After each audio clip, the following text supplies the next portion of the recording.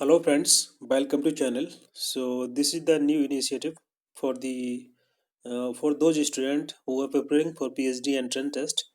जो भी student net JRF जिसका क्लियर हो गया है या फिर जो लोग PhD के लिए तैयारी कर रहे हैं जिनको एंट्रेंस टेस्ट देना है किसी यूनिवर्सिटी में, सो ये जो वीडियो है दैट इज़ वेरी इंपॉर्टेंट। इसमें हम लोग डिस्कस करेंगे रिसर्च मेथडोलॉजी, जो कि सभी एग्जाम में पूछा जाता है। अगर आप PhD का एंट्रेंस टेस्ट देंगे या फिर आप यूजीसी नेट की तैयारी कर रहे हैं तो आपको पेपर 1 में भी और पेपर 2 दोनों में ही इम्पोर्टेंट है रिसर्च मेथडोलॉजी, इसके क्वेश्चन पूछे जाते हैं। और इसके अलावा अगर आप मास्टर कर रहे हैं मास्टर्स में तो उसमें से आपका एक यूनिट ये जो रिसर्च मेथडोलॉजी होती है चैप्टर होता है, सभी के लिए इम्पोर्टेंट है। सो आप इसको अच्छे से देखिए। इसमें डिटेल में रिसर्च को एक्सप्लेन किया गया है कि रिसर्च क्या होती है, कितने टाइप की होती है, ये सभी के बारे में डिस्कस किया गया है। So let start. Before begin, this is all about me, and you can mail me if any query. So you can mail me on this email address socialwork.eportal@gmail.com। And आप जो टेलीग्राम चैनल है इसको आप ज़रूर join कीजिएगा। जो भी important notification है मैं जनरली इसमें शेयर कर देता हूँ, तो आप इसकी जो लिंक है डिस्क्रिप्शन बॉक्स में मेंशन है, आप उस पर क्लिक करके डायरेक्ट इस टेलीग्राम चैनल को ज्वाइन कर सकते हैं। So now let start. So how to crack the PhD entrance test on research methodology, उसको लेकर के मैंने इसको बनाया है। ये थ्योरी पार्ट है और इसके बाद हम लोग क्वेश्चंस भी डिस्कस करेंगे। जो मोस्ट इंपॉर्टेंट क्वेश्चन है या किसी डिफरेंट यूनिवर्सिटी में आए हुए क्वेश्चन है उनको मैंने कंपाइल कर लिया है। सो थ्योरी के बाद हम लोग क्वेश्चन डिस्कस करेंगे। So now let start. So what we are going to cover in this videos, this chapter, like research introduction, meaning of the research, object of the research, कितने type की होती है research, and the research approaches कौन कौन सी होती है, and the significance of research, इसका क्या महत्व है, क्यों हम लोग रिसर्च करते हैं, क्यों पढ़ते हैं, एंड दी गुड रिसर्च क्या होती है, उसका क्या क्राइटेरिया है, what is the criteria for the good research, and the what is the process which involve in the research, research में कौन से प्रोसेस इन्वॉल्व होते हैं, and the problems of encountered by the researcher in India, India में जो भी researcher है उनके द्वारा कौन कौन सी समस्याएं प्रॉब्लम्स हैं उनके द्वारा फेस की जाती हैं, तो उनको डिस्कस करेंगे। और उसके बाद फिर रिसर्च प्रॉब्लम्स क्या क्या हैं, और रिसर्च में जो एथिक्स है दैट इज़ वेरी इंपॉर्टेंट। सो ये लास्ट में ये भी डिस्कस करेंगे। सो ये जो 11 चैप्टर हैं हम लोग सभी को एक एक करके डिस्कस करते हैं। So now let start. सो रिसर्च का मतलब क्या होता है, what is the meaning of research. So research का मतलब होता है, रिसर्च एक बेसिकली एक आर्ट है साइंटिफिक इन्वेस्टिगेशन करने की। साइंटिफिक इन्वेस्टिगेशन का मतलब होता है, यहाँ पर साइंटिफिक टर्म यूज़ किया गया है। सो साइंटिफिक का मतलब होता है कोई भी चीज़ सिस्टमेटिक तरीके से करना, do something in a very systematic way. So in research what we do systematic design, collection of the data, we analyse the data and we report the data. उसके बाद हम उसके फाइंडिंग्स निकालेंगे उससे रिपोर्ट के माध्यम से, एंड द सोल्यूशन तक पहुँचेंगे। जो भी समस्या जो प्रॉब्लम है जिस पे हम रिसर्च कर रहे हैं तो उसको ये जो स्टेप है इनको फॉलो करेंगे। सो बोल सकते हैं कि जो रिसर्च है एक कला है ऑफ साइंटिफिक इन्वेस्टिगेशन करने की। सो इसके इसके साथ साथ अगर बात करें रिसर्च की तो इससे क्या होता है, इससे नए जो फैक्ट हैं, किसी चीज़ के बारे में हम लोग डिस्कवर कर रहे हैं, कोई चीज़ खोज रहे हैं तो उसके नए नए जो फैक्ट है, नई इंसाइट है, उसको डिस्कवर कर सकते हैं। इसके अलावा अगर आप कोई चीज़ पुरानी है या उसको कोई पुराने फैक्ट हैं तो उनके बारे में जानना, उनको टेस्ट करना, ये रिसर्च के माध्यम से होता है। एंड दी सीक्वेंसेस को एनालाइज करना या इंटर रिलेशनशिप, दो वेरिएबल है उनके बीच में कोई संबंध है या क्या रिलेशन है तो उसको एनालाइज करना, उसको वेरीफाई करना, या फिर कॉजल एक्सप्लेनेशन, कोई चीज़ एक से दूसरे पे डिपेंडेंट है तो उनमें क्या रिलेशन है, उन सभी चीज़ों को एक्सप्लेन करना रिसर्च के माध्यम से होता है। या फिर कोई नई साइंटिफिक टूल्स का डेवलप करना, कोई कंसेप्ट डेवलप करना, कोई थ्योरी बनाना, नई नई थ्योरी डेवलप करना, तो ये रिसर्च के माध्यम से की जाती हैं। सो research necessity of doing research, हम रिसर्च करते क्यों हैं, क्या ज़रूरत है रिसर्च करने की। सो कोई भी समस्या है, कोई प्रॉब्लम है तो आप उस प्रॉब्लम को कैसे सुलझाएंगे, उसका सोल्यूशन कैसे फाइंड आउट करेंगे, तो फाइंड उसका सोल्यूशन निकालने के लिए, to find out the solution of any problems we do research and to find alternative strategy. For example आपके पास कोई टास्क है, कोई सिचुएशन है, आपको पता है इसको कैसे सॉल्व करना है, बट वो इतना फिजिबल नहीं है या आपको लगता है कि और कोई इसका अल्टरनेटिव होने चाहिए, तो आप जब उस पर रिसर्च करेंगे तब आप एक अल्टरनेटिव भी प्राप्त कर सकते हैं ताकि उस समस्या को, उस सिचुएशन को, उसको समझ सकें आप। तो to find out the alternative solution. Next है टू हेल्प मेकिंग डिसीजन। आप डिसीजन लेने के लिए रिसर्च की जाती है। जैसे कि आप कोई टास्क है आप उसको करना चाहते हैं और आपको पता नहीं है क्या इसका आउटपुट क्या हो सकता है, आउटकम क्या होगा, तो आप अगर रिसर्च करके उसको एनालाइज करेंगे तो आप इजीली उसका डिसीजन ले सकते हैं। तो डेवलप द न्यू कंसेप्ट, नए कंसेप्ट डेवलप करने के लिए हम लोग रिसर्च करते हैं। Next, objective of the research, इसके क्या उद्देश्य होते हैं रिसर्च करने की। इसका पहला है दैट इज एक्सप्लोरेटरी। एक्सप्लोरेटरी का मतलब होता है कि कोई कोई फिनोमेना, किसी के बारे में जानना, किसी ग्रुप के बारे में या किसी सिचुएशंस के बारे में, उसके बारे में फेमिलियर होना, उसकी नई नई चीज़ों को जानना। जैसे कि कोई चीज़ है, उसके बारे में हमको पता नहीं है, तो उसको कैसे एक्सप्लोर करेंगे। कोई प्रॉब्लम को पार्सली आपको पता है, पूरे डिटेल में आपको कोई प्रॉब्लम पता नहीं है, तो उसके बारे में आप फेमिलियर कैसे होंगे। सो ये जो ऑब्जेक्टिव होता है रिसर्च का, रिसर्च के माध्यम से आप एक एक्सप्लोरेटरी रिसर्च के माध्यम से उसको फिनोमेना को जान सकते हैं, उसके बारे में डिटेल में जान सकते हैं, उसके न्यू इंसाइट को खोज सकते हैं। And to next, to portray accurately and the characteristic of individual, किसी एक इंडिविजुअल या किसी ग्रुप के द्वारा किसी कोई फिनोमेना है, कोई सिचुएशंस है, उसको समझना, उसको अंडरस्टैंड करना, उसके उसके जो कैरेक्टरिस्टिक्स हैं उसके बारे में जानना, ये डिस्क्रिप्टिव ऑब्जेक्टिव होता है रिसर्च का। नेक्स्ट है to determine the frequency with which something occur. So इसको बोलते हैं डायग्नोस्टिक्स। जैसे कोई चीज़ है, क्यों घटना घट रही है, उसको उसको डायग्नोसिस करना, उसके बारे में डीपली अंडरस्टैंड करना। सो टू डिटरमाइन द फ्रिक्वेंसी, कोई चीज़ अगर अकर हो रही है, कोई चीज़ घटना घट रही है, तो उसके ये मेन उद्देश्य होता है, इसलिए हम रिसर्च करते हैं उसको जानने के लिए। To determine the causal relationship between the variables, जैसे कि हाइपोथेसिस टेस्टिंग करने के लिए एक्सपेरिमेंटल या कॉजल। जैसे दो वेरिएबल हैं, फॉर एग्जांपल कि टेम्परेचर के बढ़ने से या टेम्परेचर के चेंज होने से फॉर एग्जांपल फ्लावर का कलर चेंज होता है, तो ये एक से बीच में क्या रिलेशन है, कि क्यों ये दूसरे पर डिपेंडेंट है। तो इस प्रकार को इसको डिटरमाइन करने के लिए, कोई रिलेशन प्राप्त करने के लिए हम लोग रिसर्च करते हैं, इसका ये ऑब्जेक्टिव होता है। सो रिसर्च कितने टाइप की होती है, तो ये जो जितने टाइप हैं इनको एक एक करके हम लोग डिस्कस करेंगे।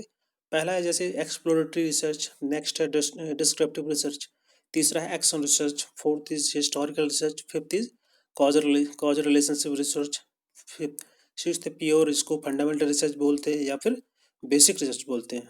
नेक्स्ट है अप्लाइड रिसर्च। और इसके अलावा इसमें जो एक्शन रिसर्च है, इसके बीच में क्या रिलेशन है, क्या डिफरेंशिएशन है, उसको हम लोग बाद में डिस्कस करेंगे। So the first that is exploratory research. So इससे आप जान सकते हैं, एक्सप्लोरेटरी का मतलब होता है एक्सप्लोर करना, उसके बारे में और जानना, डिटेल में जानना, उसकी इंसाइट के बारे में अंडरस्टैंड करना। जैसे कोई इशू है, कोई प्रॉब्लम है, उसके बारे में हमको पता नहीं होता है। बेसिकली एक्सप्लोरेटरी रिसर्च में एग्जाम में पूछा जाता है कि ये किस प्रकार की रिसर्च है। सो ये बेसिकली इसमें प्रॉब्लम जो होती है वो डिफाइन नहीं होती है, ये रिसर्च जो है अनस्ट्रक्चर्ड होती है। बिकॉज इसमें प्रॉब्लम को हमें पता नहीं होता है, तो इसमें हम हाइपोथेसिस भी नहीं बना सकते। सो ये बेसिकली जो होती है, इससे हम प्रॉब्लम को अंडरस्टैंड करने के लिए करते हैं एक्सप्लोरेटरी रिसर्च। तो हम करेंगे कैसे, तो हमको कुछ जो डेटा होता है, जैसे कि जो सेकेंडरी डेटा है, अवेलेबल जो लिटरेचर है उसको रिव्यू करना, या फिर क्वालिटेटिव अप्रोच के माध्यम से, इनफॉर्मल डिस्कशन के माध्यम से डेटा लेना, कस्टमर से या जो भी है कंज्यूमर हैं, जो भी लोग हैं जिन जिन पे आप स्टडी कर रहे हैं, तो उनसे डेटा कलेक्ट करना। तो इस प्रकार से हम उस पर रिलाय होते हैं, सेकेंडरी डेटा पे। उसके बाद फिर हम प्रॉब्लम जो है बेसिकली उसको डिफाइन करने की कोशिश करते हैं एक्सप्लोरेटरी रिसर्च में, उसके उसके बारे में जानना, इंसाइट उसको अंडरस्टैंड करना डिटेल में। तो ये होती है एक्सप्लोरेटरी रिसर्च। और carry out at a very beginning when the problem is not clear और द बग, मतलब ये होता है कि हमको जब प्रॉब्लम पता ही नहीं है या उसके बारे में कन्फ्यूजन है, तो उसके बारे में जानने के लिए एक्सप्लोरेटरी रिसर्च करते हैं। एग्जाम्पल जिसमें, फॉर एग्जाम्पल जैसे कि रूरल एरिया में माइग्रेशन हो रहा है, तो उसका हमको रीजन पता नहीं है, कोई क्या प्रॉब्लम है, उसके बारे में एक्सप्लोर करना, ये एग्जाम्पल है। सो नेक्स्ट है descriptive research. So what is descriptive research.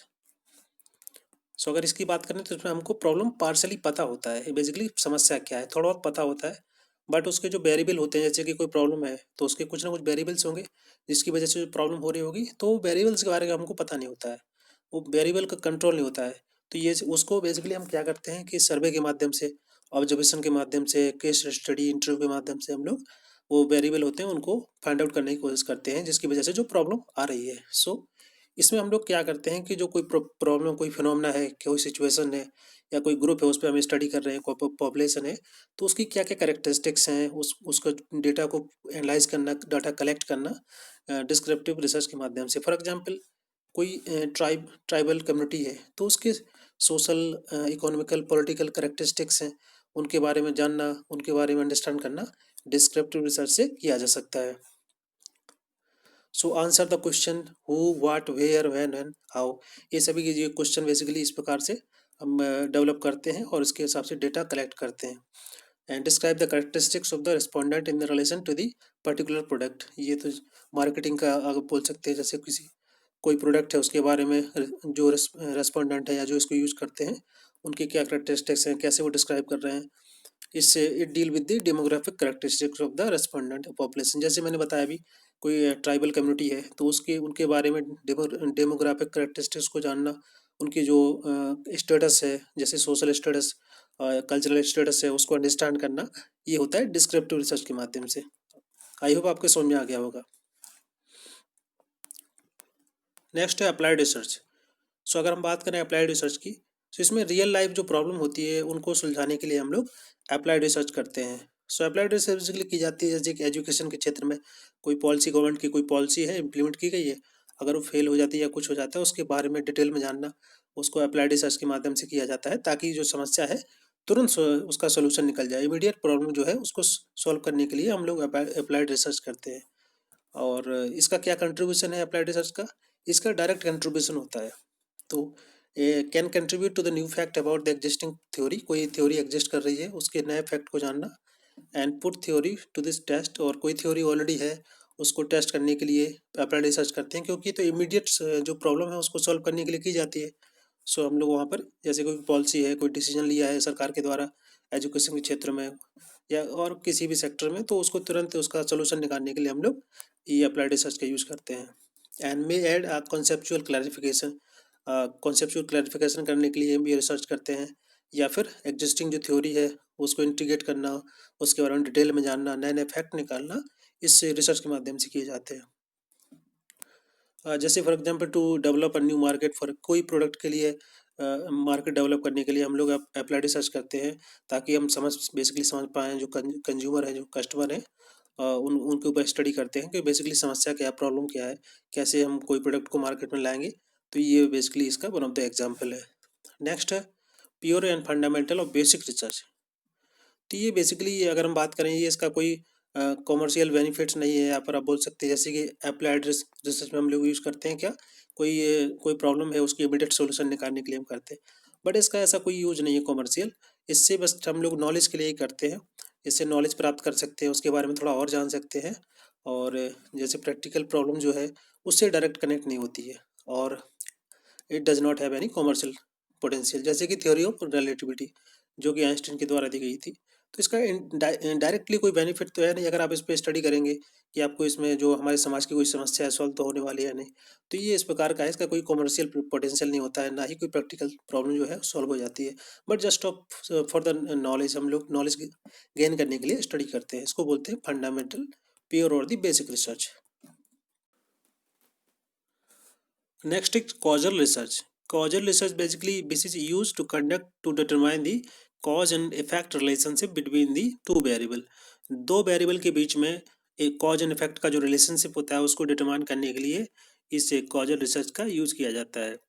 So अगर हम बात करें कोई एग्जांपल लेकर के, जैसे कोई कंपनी है, क्लॉथिंग कंपनी है, वो डेनिम जीन्स जो उसका कलर है बेसिकली ब्लू है और उसको मार्केट में बेचती है, बट अगर कॉजल रिसर्च के माध्यम से बेसिकली वो ये मेजर करना चाहती है कि कंपनी का अगर जो प्रोडक्ट है उसको ब्लू ना करके हम अगर वाइट कर देते हैं पैंट को, तो क्या इम्पैक्ट होगा इससे। इससे कंपनी का जो मालिक है, जो बॉस है बेसिकली, उसको डिसाइड करने में आसानी होती है अगर वो कॉजल रिसर्च का यूज़ करेगा कि जो कलर है, कलर प्रॉफिटेबल हो रहा है कि नहीं हो रहा है। अगर हम कलर उसका चेंज कर रहे हैं तो दो वेरिएबल है इसमें, पहले उसका कलर दूसरा था फिर बाद में दूसरा है, और उसको चेंज करने से क्या इम्पैक्ट हो रहा है, कॉज एंड इफेक्ट। इसी प्रकार से फॉर एग्जाम्पल आप किसी रूरल एरिया में गवर्नमेंट के द्वारा कोई स्कीम चलाई जा रही है काफ़ी सालों से, अब गवर्नमेंट चाहती है इसमें कुछ बदलाव किया जाए, तो बदलाव को देखने के लिए क्या उसका इम्पैक्ट होगा, अगर बदलाव कर देंगे उस स्कीम में, हो सकता है उसको जो वहाँ के लोग हैं उनको प्रॉफिट हो, कोई बेनिफिट हो सकता है वो उसके नेगेटिव इम्पैक्ट भी हो सकते हैं, तो उसी को ज्ञात करने के लिए हम लोग ये रिसर्च का यूज करते हैं, कॉजल रिसर्च का। Next is historical research. Historical research क्या होती है कि जैसे कोई घटना घट चुकी है पहले, घट रही है, तो उसके माध्यम से फ्यूचर में उसको प्रोडिक्ट करना। क्या होता है इसमें, जो पास्ट आपके पास रिकॉर्ड है, पहले से अवेलेबल जो डेटा है, उसको आप पढ़ेंगे, उसको अंडरस्टैंड करेंगे, उस पर स्टडी करेंगे, और फ्यूचर में जो चीज़ होने वाली है, घटना घटने वाली है, उसको प्रिडिक्ट करते हैं। फॉर एग्जाम्पल अगर हम बात करें जिसमें कोई डायरेक्ट ऑब्जर्वेशन नहीं होता है, आपके पास जो पुराना डेटा पड़ा है उसी को अंडरस्टैंड करते हैं। जैसे कि किसी कंट्री की जीडीपी अगर हम बात करें, तो आपको फ्यूचर की प्रिडिक्ट करना है, तो आप पुरानी जो आपके पास डेटा होगा पिछले सालों का, उनको आप एनालाइज करेंगे, उसको स्टडी करेंगे, और फ्यूचर की जो जीडीपी है उसको प्रिडिक्ट किया जाता है। तो ये जस्ट एग्जांपल है, और इसमें कोई डायरेक्ट ऑब्जर्वेशन तो होता नहीं है, बिकॉज इस पे आप जो पुरानी रिकॉर्ड है उसकी स्टडी करते हैं। And the research has to depend on the conclusion और inference drawn from the past. पुराने जो रिकॉर्ड्स हैं उनको उनके आधार पे आप कंक्लूजन तक पहुंचते हैं। And the main objective of the research to explain the generalisation from the past trends. जो पुराने ट्रेंड्स रहे हैं, ताकि आप जो प्रेजेंट की सिचुएशन है उसको अंडरस्टैंड कर पाएँ, और फ्यूचर में जो होने वाला है उसको भी आप प्रिडिक्ट कर पाएँ। एंड जैसे कि study of historical events like पहले जो बार हुए हैं या रेवोल्यूशन हुआ, क्रांतियाँ हुई हैं, उनको स्टडी करना, ताकि आप फ्यूचर को भी अंडरस्टैंड कर पाएँ। Shortcoming of the historical research, इससे क्या होता है, reliability and the adequacy information is subjective and open to the question. इसमें अगर बात करें, क्योंकि आप डेटा पुराना है, आप करंट डेटा पे काम नहीं कर रहे हैं, तो उसकी रिलायबिलिटी आप क्वेश्चनेबल होती है। मतलब सही भी हो सकता है उसका आउटपुट और रिजल्ट जो है, सही भी हो सकता है, नहीं भी हो सकता है, तो that is questionable. And accuracy, of course accuracy भी डाउटफुल रहती है, बिकॉज आप जो डेटा है पुराना है, और वो उस पर आप स्टडी करेंगे तो आप डेटा एक्यूरेटली नहीं निकाल पाएंगे। आपके पास कंटेंट फिक्स ही रहता है, आपके पास ज़्यादा आप इन्फॉर्मेशन गैदर नहीं कर सकते किसी पर्टिकुलर चीज़ के बारे में। और verification of the records is very difficult, because आपके पास अगर कोई चीज़ अवेलेबल है, तो आप उस पर उसको वेरीफाई कैसे करेंगे। आप प्रेजेंट में कोई रिसर्च करते हैं, तो आप इसके अलावा कोई अल्टरनेटिव भी डेटा कलेक्ट कर सकते हैं, फिर उसको आप वेरीफाई भी कर सकते हैं। बट आप जब पास्ट की स्टडी करते हैं, तो आपके पास एक फिक्स अमाउंट ऑफ डेटा ही होता है, आप उसी डेटा पे काम करते हैं, तो आप वेरीफाई उसको सही से नहीं कर पाएंगे। नेक्स्ट है action research. So this research basically is a direct action, and this action research conducted to solve the problem immediately. कोई भी जो प्रॉब्लम है उसको सॉल्व करने के लिए, डायरेक्ट जो इमीडिएट समस्या होती है उसको सुलझाने के लिए इस स्टडी का यूज़ किया जाता है। For example, the girls loose confidence in the math abilities when they reach the middle school. Middle school में पहुंचते ही जो गर्ल्स होती हैं वो अपना बेसिकली बोल सकते हैं कि मैथ की जो क्वेश्चन है, मैथ को सॉल्व करना उनके लिए थोड़ा डिफिकल्ट हो जाता है, और they lose the confidence. But actually ऐसा होता नहीं रियलिटी में। ये जस्ट एग्जांपल है। सो इसमें क्या होता है कि जो टीचर होगा बेसिकली वो क्या करेगा, इसको अंडरस्टैंड करेगा, इसमें इंटरवीन करेगा, और इस जो प्रॉब्लम है इसको सॉल्व करने की कोशिश करेगा इमीडिएटली, ताकि जो just the girls are losing the confidence, so they can build up the confidence in the math ability, math problems, so just to solve the immediate problem. So ये basically ये इसे बोलते हैं एक्शन रिसर्च। अगर आप अभी बोलेंगे कि एक्शन रिसर्च और अप्लाइड रिसर्च में क्या अंतर है, उसमें भी तो इमीडिएट प्रॉब्लम को सॉल्व किया जाता है। सो एक्शन रिसर्च बेसिकली एक छोटे लेवल पे होती है, इसका स्केल छोटा होता है, और जो अप्लाइड रिसर्च है वो बड़े स्केल पे की जाती है। जैसे कि मैंने बताया था, गवर्नमेंट की पॉलिसी है, कोई प्रोग्राम है, उस पर आप इमीडिएट सोल्यूशन चाहते हैं उसका इमीडिएट, तो वो अप्लाइड रिसर्च हो गया। और छोटी सी कोई प्रॉब्लम है, फॉर एग्जांपल एजुकेशन में ही, जैसे किसी क्लास में कोई स्टूडेंट है और वो सही से कोई क्वेश्चन है, कोई मैथ एबिलिटी है, कोई अच्छे से स्टडी नहीं कर पा रहा है, तो उसको टीचर जो है उस पर इंटरफेयर करेगा, उसको समझाने की कोशिश करेगा, उसको उसके उसमें कॉन्फिडेंस डेवलप करेगा। तो ये छोटी समस्या होती है, तो इसमें हम लोग एक्शन रिसर्च यूज़ कर लेते हैं। आई होप आपके समझ में आया होगा। सो इस वीडियो में इतना ही। आई होप आपको ये वीडियो आपको समझ में आया होगा। सो आप काइंडली लाइक कीजिए इस वीडियो को, और शेयर कीजिए अपने दोस्तों के साथ। और जो भी पीएचडी के एंट्रेंस टेस्ट की तैयारी कर रहे हैं, अपने दोस्तों के साथ ज़रूर शेयर कीजिए इसको।